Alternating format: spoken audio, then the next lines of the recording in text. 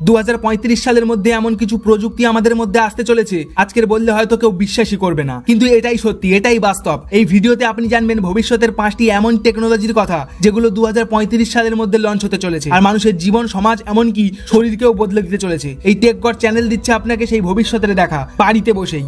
2028 থেকে 32 সালের মধ্যে যে টেকনোলজিটি সবার প্রথম লঞ্চ হতে চলেছে সেটা হলো ডিজিটাল বেবি। এমন একটা সময় আসছে যখন মানুষ আসল সন্তানের বদলে ভার্চুয়াল বেবি অ্যাডপ্ট করবে। এই বেবি থাকবে আপনার সাথে, যে হাঁটবে, হাসবে আর আপনার সাথে কথাও বলবে আর সময়ের সাথেই বেড়ে উঠবে।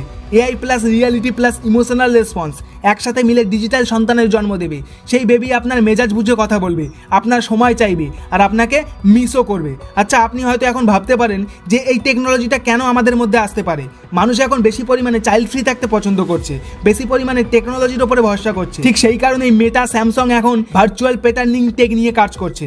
2028 সালের মধ্যেই প্রথম কমার্শিয়াল ভার্চুয়াল বেবি লঞ্চ হবে বলে মনে করা হচ্ছে। বন্ধুরা, 2 নম্বর যে টেকনোলজিটি আমাদের মধ্যে আসতে চলেছে সেটা যদি একবার বাস্তবায়িত হয় তাহলে পাহাড়, পর্বত, জঙ্গল এমনকি স্পেসেও পর্যন্ত ইন্টারনেট চালানো সম্ভব হবে, যেটার নাম হলো স্টারলিংক।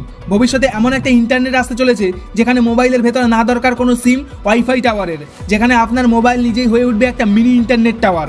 একে বলে ডিসইন্টেলিজেন্ট অফলাইন মেশ, অর্থাৎ ইন্টারনেট চলবে অথচ নেটওয়ার্ক ছাড়াই। 50টা ফোন একসাথে নেটওয়ার্কে চালানো সম্ভব হবে।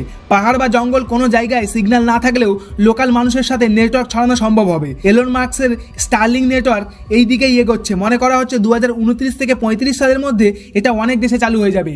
বাংলাদেশ ও ভারতের মতো দেশে যদি এই নেটওয়ার্ক চালু হয় তাহলে দেশের রুরাল এরিয়ার জন্য এটা ভবিষ্যতে গেম চেঞ্জারও হতে পারে। 3 নাম্বার যে টেকনোলজিটির কথা বলবো সেটা ইতিমধ্যেই কাজ শুরু করে দিয়েছে, যেটা সাহায্যে টাইপ ছাড়াই মেসেজ করতে পারবেন, টাচ ছাড়াই ফোন চালাতে পারবেন। এলন মাস্কের নিউরোলিক, যা ইতিমধ্যেই মানুষের মাথার ভেতর বসিয়ে ফেলা হয়েছে।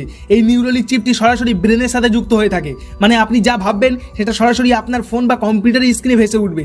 এখন শুধু চিন্তা করলেই, ভাবলেই কল, মেসেজ, সার্চ সমস্তটাই হয়ে যাবে। এটা শুধু মজা নয়, একবার ভেবে দেখুন তো যারা প্যারালাইজড, কথা বলতে পারে না, তাদের কতটা সাহায্য হবে। তারাও এটাকে ব্যবহার করে কথা বলতে পারবে। 2027 সালের মধ্যে এটা পুরোপুরিভাবে সাধারণ মানুষদের জন্য রিলিজ করে দেওয়া হবে। 4 নাম্বার যে টেকনোলজিটা আমাদের মধ্যে আসতে চলেছে সেটা বর্তমানে বহু মানুষের স্বপ্ন, ফ্লাইং কার অর্থাৎ উড়ন্ত গাড়ি। বহু বছর ধরে মানুষ এই স্বপ্ন দেখে আসছে যে গাড়িও আকাশে উড়বে। এই স্বপ্ন এখন বাস্তবে পরিণত হতে চলেছে।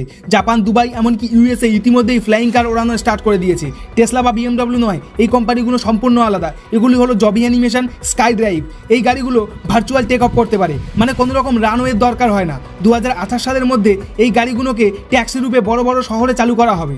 বন্ধুরা, 5 নাম্বার যে টেকনোলজিটি আসতে পারে সেটা সবচেয়ে ভয়ঙ্কর ও চমকে দেওয়ার মতো।